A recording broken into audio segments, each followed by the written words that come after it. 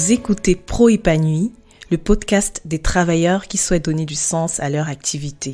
Si loin d'où je croyais aller, pourtant je suis... Si vous cherchez à vous épanouir professionnellement, à apprécier tous vos lundis et à jouir pleinement de chaque jour de votre semaine de travail, vous êtes au bon endroit. Ici, on parle de la vie au boulot, des questions existentielles, des codes d'évolution en entreprise, de la valorisation salariale et plein d'autres choses encore. Nous partageons des astuces pour gérer le stress, les conflits entre collègues, les conflits avec ses chefs, les frustrations, les discriminations, etc. Ce podcast vous aide à donner du sens à votre travail.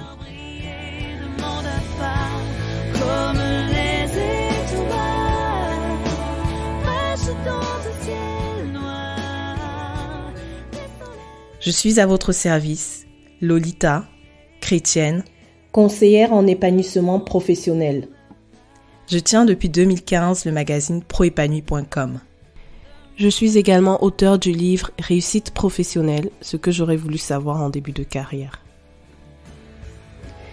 Coucou tout le monde, je suis ravie de vous retrouver aujourd'hui pour une nouvelle interview et ce sera avec Thierry Chevassus. Bonjour Thierry.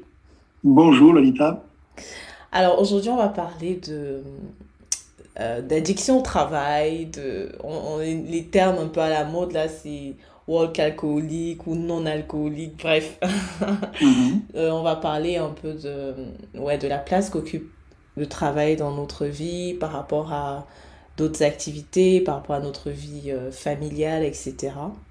Et du coup, Thierry, donc avant d'entrer dans le vif du sujet, je vais te laisser te présenter, peut-être nous dire un petit peu qui tu es. Oui, très bien.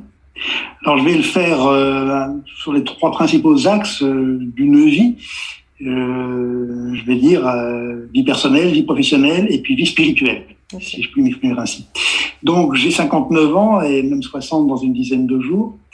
Je suis marié, avec la même femme depuis bientôt 40 ans, ce qui n'est pas forcément très habituel à notre époque.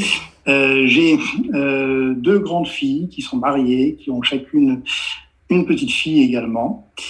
Et j'ai connu le Seigneur au tout début de ma vie d'adulte, de ma vie familiale, on pourrait dire, puisque j'avais 21 ans quand j'ai confié ma vie au Seigneur, qui m'a accompagné durant toutes ces années, donc durant la construction aussi bien de ma vie familiale, pourrait-on dire, de la construction de mon foyer, que dans la construction de ma vie professionnelle. Comme vous le comprendrez, je suis sur la fin de ma vie professionnelle. Dans quelques années, je ne sais pas exactement combien, mais dans quelques années, je prendrai ma retraite. Et j'ai travaillé toutes ces années dans le domaine de la finance en entreprise, dans l'industrie, et essentiellement dans le contrôle de gestion. Alors, très rapidement, pour ceux qui ne savent pas ce qu'est le contrôle de gestion, que fait un contrôleur de gestion ? Un contrôleur de gestion construit les budgets, construit des prévisions économiques, fait des calculs de rentabilité, d'investissement, de désinvestissement, d'opérations promotionnelles et évalue les performances de l'entreprise. C'est quelqu'un qui interprète les chiffres. Voilà. Voilà pour me présenter très rapidement. Oh. Bon, joyeux anniversaire en avance. Je sais pas si on Merci. peut le dire. Ok. Alors, Thierry, du coup, pour entrer dans le vif du sujet, alors, je te laisse nous raconter un petit peu, du coup, ton témoignage par rapport à la place qu'occupait le travail dans ta vie. Est-ce que tu réussissais, grosso modo, à définir un petit peu les limites ? Alors, le travail, pour moi, a toujours été quelque chose d'important. C'est vrai que je cherchais à faire quelque chose qui m'intéresse. J'ai toujours cherché à ce que mon travail m'intéresse. Mais je n'ai jamais été ce qu'on appelle parfois un workaholic. C'est-à-dire que, ni dans mes intentions au départ de ma vie professionnelle, ni plus tard dans son développement, je n'étais une personne qui travaillait 60 heures par semaine. Je n'étais une personne qui restait au bureau jusqu'à 11 heures du soir ou qui travaillait le week-end. Ça m'est arrivé de façon très exceptionnelle de travailler un samedi, soit au bureau, soit chez moi, mais c'était vraiment exceptionnel. Il m'est arrivé de rester au bureau jusqu'à 11 heures du soir, mais ça m'est arrivé de façon exceptionnelle également. Et ça n'a jamais été pour moi un objectif de vie. En fait, il est vrai que, avant même de connaître le Seigneur, j'avais un objectif de vie, je dirais, assez riche, dans laquelle l'activité professionnelle était quelque chose d'important, mais n'était pas appelée à être l'unique chose importante. C'est-à-dire que beaucoup de choses m'intéressaient, je pratique la musique, je joue du piano, la politique également m'intéressait quand j'étais jeune. Beaucoup de choses m'intéressaient. Et quand j'ai connu le Seigneur, les choses ont pris un autre aspect. C'est-à-dire que quand j'ai connu le Seigneur, j'ai commencé à étudier la Bible avec des personnes qui m'ont instruit, qui m'ont guidé dans la lecture de la Bible, dans sa compréhension. Et ça m'a permis de comprendre qu'il était très important que j'apprenne à poser des limites à ma vie professionnelle, notamment au niveau du temps que je lui consacrais, non plus tellement pour me consacrer à des activités qui me plaisaient, mais pour consacrer du temps à ma famille. La Bible dit à un moment donné dans un passage que les enfants, notamment les enfants, sont comme des flèches que nous lançons. Une flèche, quand on tire une flèche, on lui donne une direction. On la choisit, on essaye de la choisir au mieux, on essaye de viser au mieux. Le résultat n'est pas toujours exactement ce qu'on souhaiterait, mais on a une intention. Et en général, le résultat est plus ou moins proche de cette intention. Si je lance une flèche vers l'est, il y a peu de chances qu'elle arrive à l'ouest. Par contre, elle arrivera peut-être au sud-sud-est, au nord-nord-est, enfin bon, elle arrivera plus ou moins de ce côté-là. Donc, il était important pour moi de consacrer du temps à ma famille et également de consacrer du temps au Seigneur, à l'étude, à la connaissance de sa parole. Je disais donc que j'ai confié ma vie au Seigneur à l'âge de 21 ans. À cette époque-là, j'avais une connaissance de la Bible qui était celle de beaucoup de jeunes de mon époque, c'est-à-dire qu'étant enfant, j'étais allé au catéchisme de l'Église catholique, donc je connaissais les grandes histoires de la Bible, je les connaissais par le cinéma, par la télévision. Donc, contrairement d'ailleurs à beaucoup de jeunes de notre époque, les gens de ma génération avaient quand même, je dirais, une connaissance, je dirais même pas une éducation, mais une connaissance des grands passages, au moins du Nouveau Testament et même de l'Ancien Testament. Bon, qu'il s'agisse du buisson ardent de Moïse, de la traversée de la mer Rouge, des miracles qu'avait fait Jésus, de la multiplication des pains, de la crucifixion. Tout ça, c'est l'histoire que je connaissais, mais bien sûr, jusqu'à l'âge de 21 ans, je n'en comprenais pas du tout le sens spirituel. Et quand j'ai connu le Seigneur et que je lui ai confié ma vie, j'ai bien sûr redécouvert complètement les enseignements bibliques. J'ai enfin pu les comprendre spirituellement, j'ai enfin pu comprendre ce qu'ils pouvaient apporter à ma vie. Et donc, j'ai compris qu'il était important que je consacre du temps au Seigneur, d'abord pour mieux le connaître, pour étudier sa parole, et pour avoir une relation personnelle avec lui.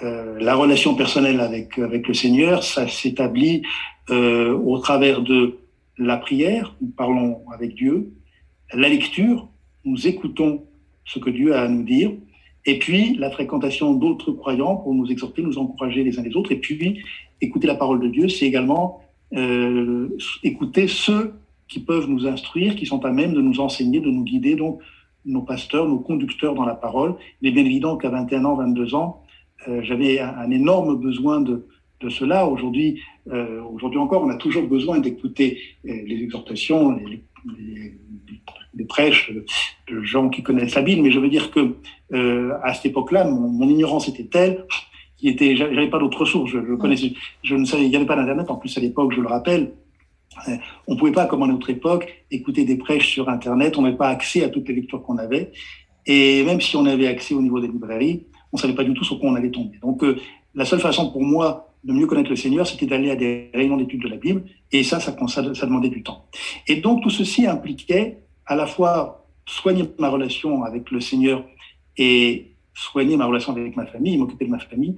Ça impliquait que je fixe des limites précises à mon activité professionnelle et en fait que je mette mon espérance dans le Seigneur pour que néanmoins mon activité professionnelle me permette d'obtenir ce que je souhaitais. On cherche tous à obtenir au moyen de notre activité professionnelle, je dirais pas un confort matériel, mais on travaille avant tout pour vivre, pour survivre.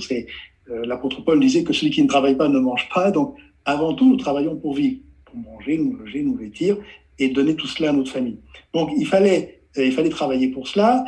Il valait mieux également que ça m'intéresse. Puis évidemment, j'avais l'objectif de faire au mieux mon travail, comme un chrétien doit chercher à le faire, pour plaire au Seigneur, et pas seulement pour plaire aux hommes. Donc le travail était important, mais il fallait que je lui fixe des limites. Et durant toute ma vie professionnelle, j'ai vécu de cette façon-là, en mettant plus mon espérance dans le Seigneur que dans mes propres efforts pour atteindre ces objectifs que je me suis fixés. Qu'est-ce que je veux dire par là? Je veux dire que la pression dans le travail est souvent importante pour aller au-delà de ce qu'on devrait normalement faire. Alors, je parle là parce que j'ai toujours occupé dans ma vie professionnelle des emplois de cadre. Un cadre, c'est quelqu'un qui, en principe, n'a pas d'horaire limite de travail. C'est pour ça que beaucoup de cadres travaillent beaucoup plus de 35, 39 ou même 40 heures par semaine. Parce qu'il n'y a pas réellement de limite, parce qu'on leur donne des responsabilités. Les cadres ont un bon salaire, ont une bonne prestation, mais derrière, on leur demande beaucoup en qualité, mais également en quantité. Et la tentation est très importante et très forte, souvent, d'aller au-delà de ce minimum requis, en quelque sorte, pour faire ce qu'on nous demande, pour atteindre ce qu'on nous demande et peut-être pour avoir plus. C'est-à-dire que d'abord, on cherche à faire ce qu'on doit faire, ce qu'on nous demande, puis après, on cherche à faire plus pour se faire remarquer, puis pour grandir dans l'organigramme de la société, puis pour avoir plus de responsabilités, plus de prestations, plus de salaire également. La tentation est grande de tout cela. Et le Seigneur nous dit, cherchez premièrement le royaume de Dieu et sa justice, et toutes ces choses vous seront données par-dessus. Alors, il ne s'agit pas de fuir nos responsabilités.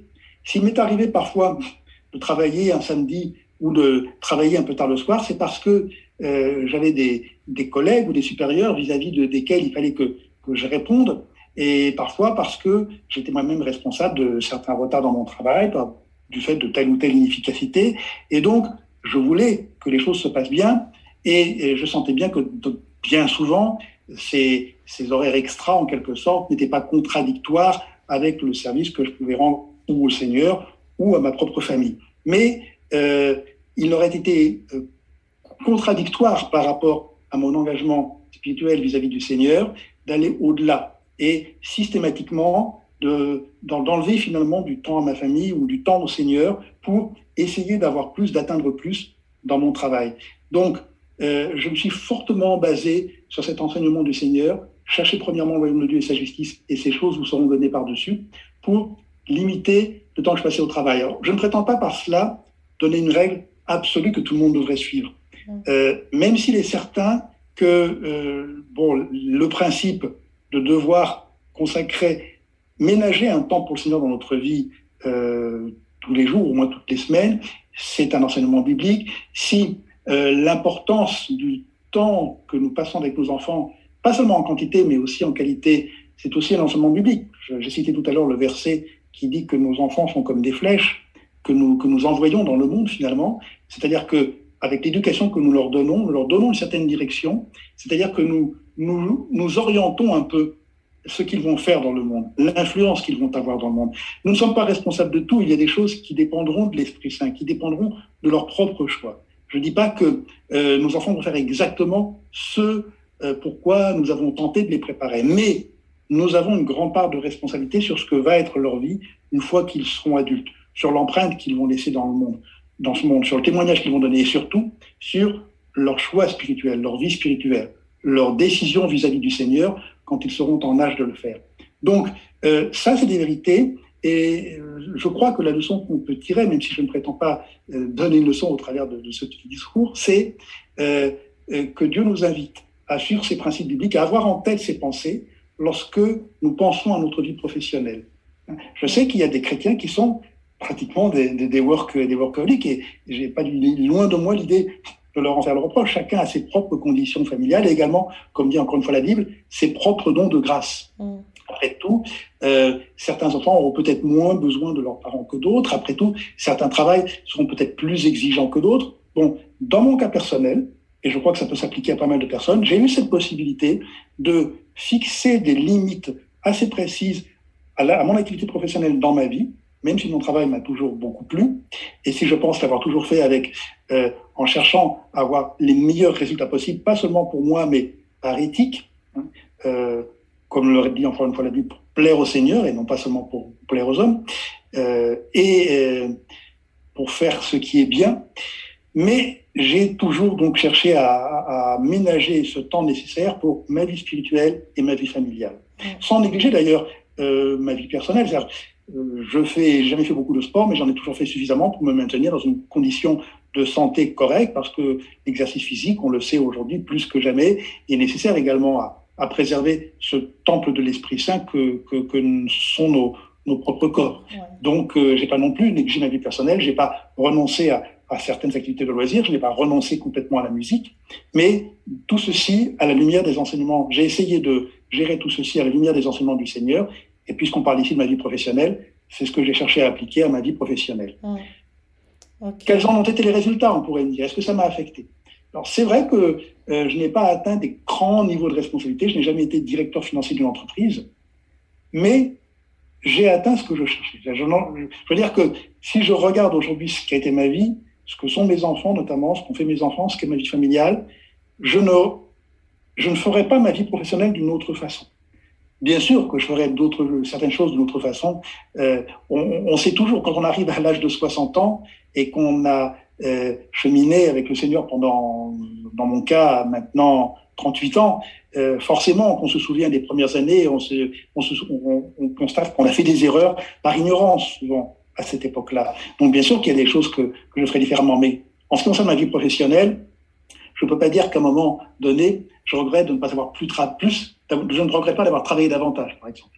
Je n'ai pas ce regret. Je ne regrette pas d'avoir pas eu une carrière professionnelle peut-être plus remarquable. Je suis satisfait de mon poste. J'ai été responsable de contrôle de gestion chez Danone au Mexique, notamment pendant plusieurs années. J'ai été responsable du contrôle de gestion d'une division dans un grand groupe d'emballage européen pendant de nombreuses années. Je travaille encore aujourd'hui comme contrôleur de gestion dans ce même groupe.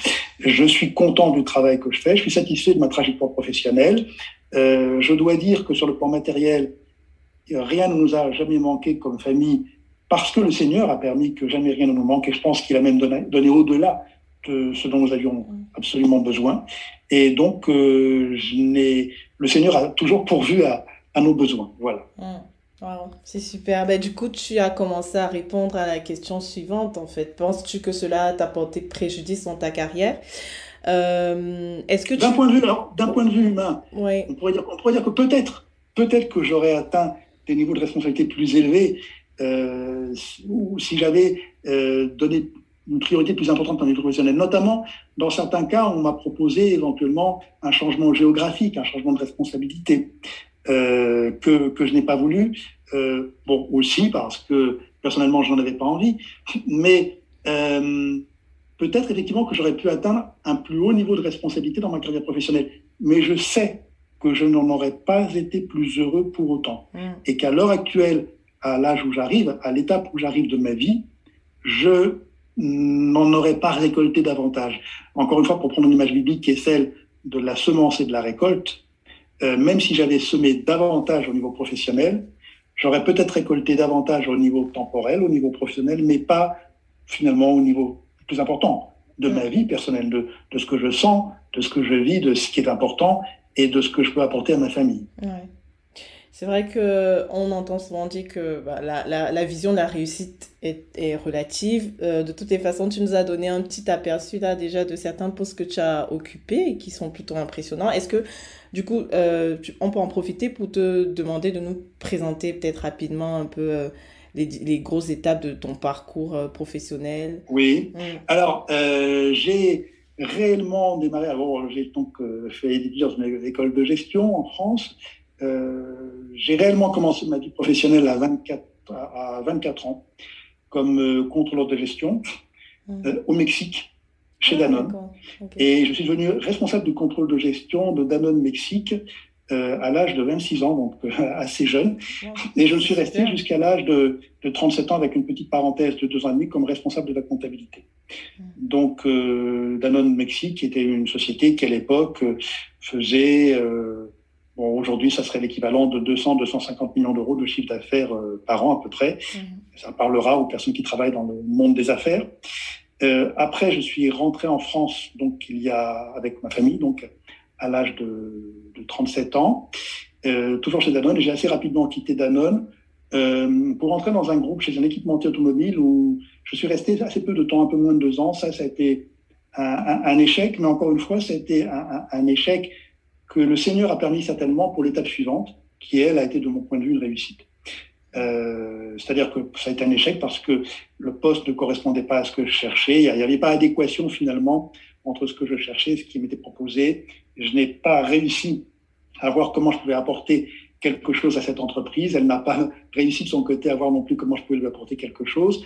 On s'est quittés et je suis entré donc dans le groupe industriel d'emballage dans lequel je travaille aujourd'hui depuis maintenant 19 ans. Ça fera 20 ans au mois d'août, où j'ai pris donc la responsabilité du contrôle de gestion d'une sous-division, pourrait-on dire, qui faisait, là encore, à peu près 150 millions d'euros de chiffre d'affaires par an. Bon, après, l'organisation a évolué, ce qui fait qu'aujourd'hui, je n'ai plus la responsabilité de cette sous-division, mais je travaille toujours dans le contrôle de gestion de cette division, qui aujourd'hui, d'ailleurs, est plutôt aux alentours de 180 millions d'euros de chiffre d'affaires annuel. Enfin, qui sera bientôt, je pense, le prochain exercice fiscal dans ces eaux-là. Voilà. Ok, c'est super. Et du coup, donc pendant tout ton parcours, tu plaçais des limites un petit peu pour que ta vie professionnelle ne prenne pas le dessus sur ta relation avec Dieu et ton devoir de père de famille. Comment est-ce que tu faisais pour que cela n'ait pas d'impact négatif, pour présenter un petit peu les choses un peu à ton manager, à toi ou à ton équipe, à tes collègues. N'hésite pas si tu as des exemples un peu. Oui. L'idée ici, c'est qu'on puisse s'inspirer un petit peu peut-être de certaines situations pour pouvoir nous-mêmes réussir à poser des limites. Parce que je me dis peut-être qu'il y a des chrétiens qui nous écouteront et qui se demanderont, ok, mais peut-être qui ont peur un petit peu, qui osent pas en fait mettre ses limites à cause du regard que les autres vont leur porter, comme tu l'as signalé, ou à cause finalement même d'un conflit, enfin d'un échange frontal. Peut-être ils arrivent à dire non, tout simplement. Est-ce que tu as n'hésite pas si tu as oui, c'est une bonne question. Il y a plusieurs aspects là-dessus. Le premier aspect, c'est qu'un cadre, il est jugé quand même avant tout sur des résultats, encore plus que sur un horaire. Et le plus important, c'est de donner les résultats. Délivrer les résultats, comme on dit. J'aime pas ce mot parce que c'est un abominable anglicisme, mais je suis très attaché à un français bien correct et assez pur. Livrer les résultats. Donner des résultats. Donc, mais parfois, effectivement, pour donner les résultats qu'on nous demande, il faudrait faire peut-être plus que l'horaire théoriquement, je dirais, entre guillemets, légal ou obligatoire. Là, il y a un point fondamental, c'est la prière. J'ai toujours demandé au Seigneur de m'aider à atteindre les résultats qu'on me demandait.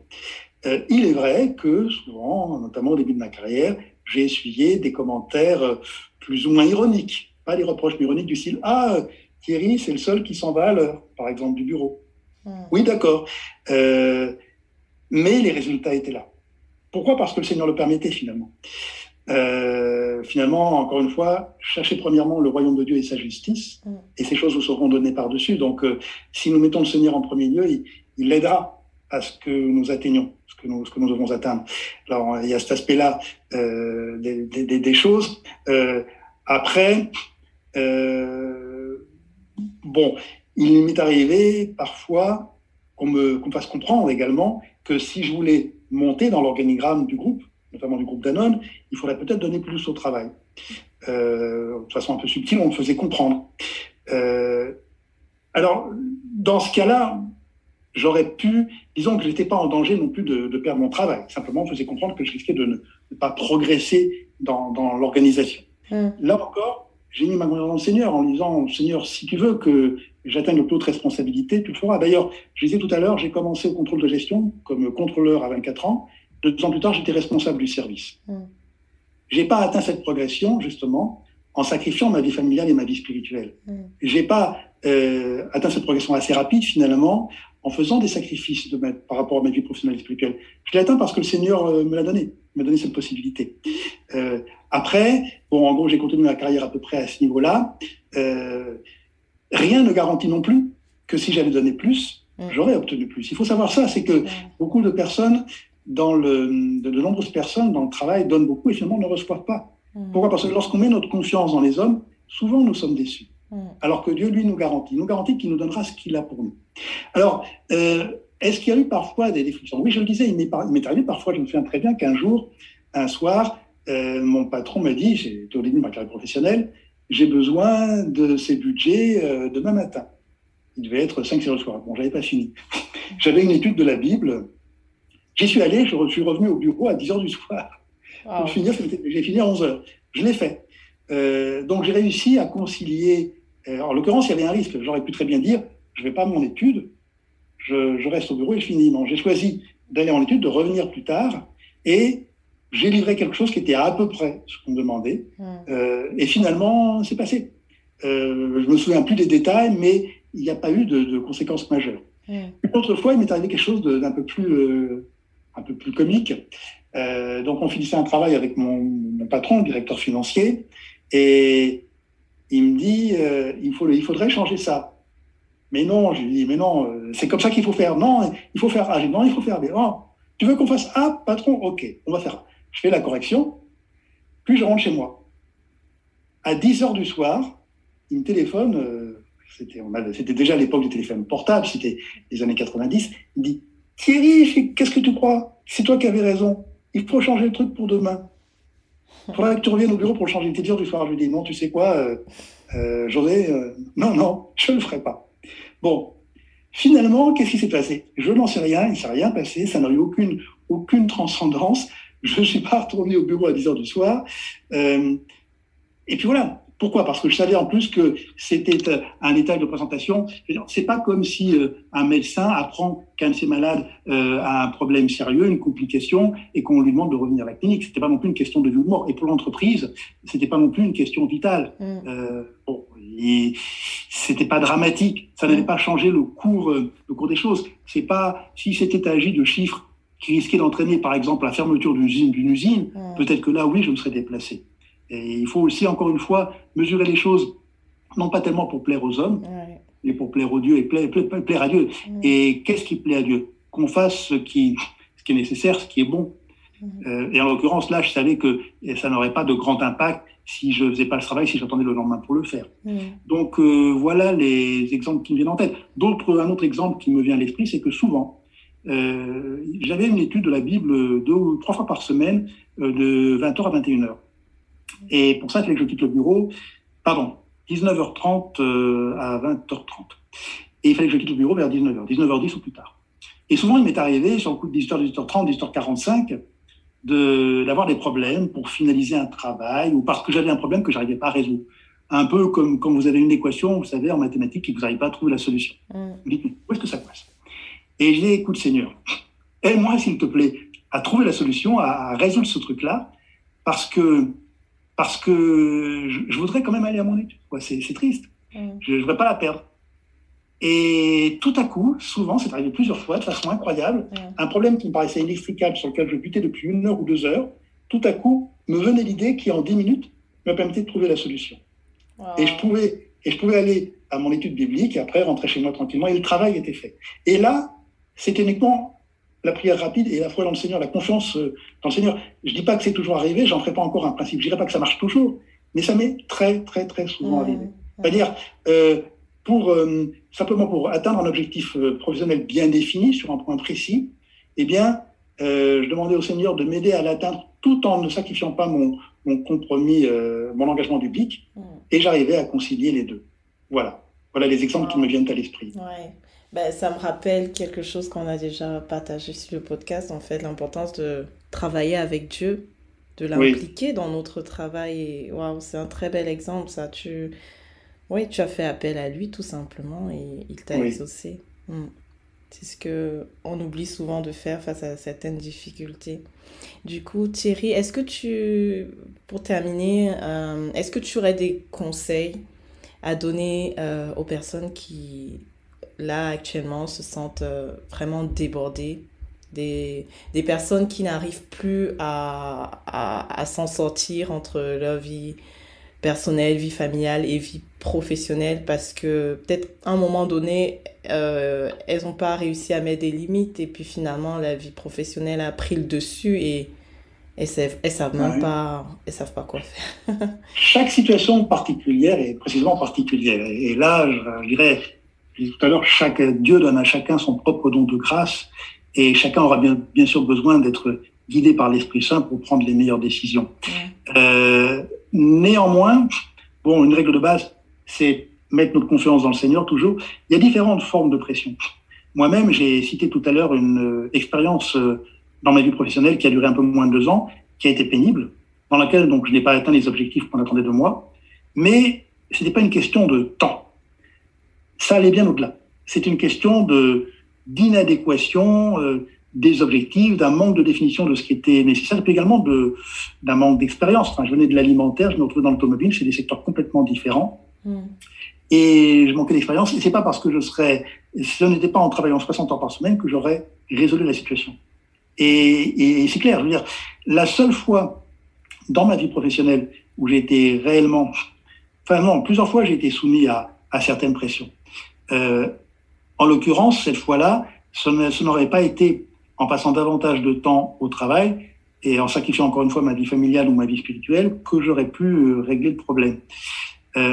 Et après, comment je l'ai résolu lorsque j'ai pris mon nouvel emploi, lorsque je suis donc arrivé dans le groupe où je suis aujourd'hui?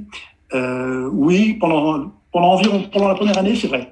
J'ai travaillé sans doute un peu plus en termes d'horaire.